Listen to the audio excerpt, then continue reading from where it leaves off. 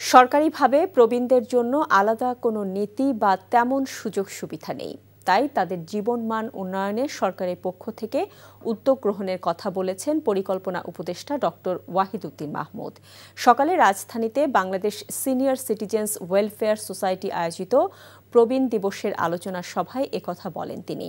পরিকল্পনা উপদেষ্টা বলেন, প্রবীণদের এই সংগঠনের পক্ষ থেকে কোনো দাবি বা প্রস্তাবনা থাকলে তা এই সরকারের মেয়াদে বাস্তবায়নের উদ্যোগ নেওয়া হবে।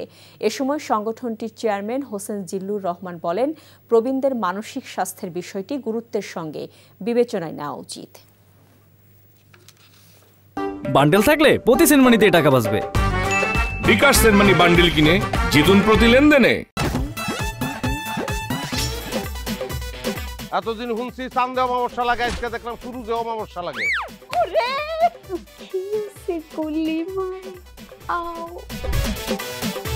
আপনার নামটা? আমার নাম লাবণ্য। এটা ধরেন। এইটা কি? সোলেমানি আংটি। ভয় পেলে নাকি সিরিয়াস?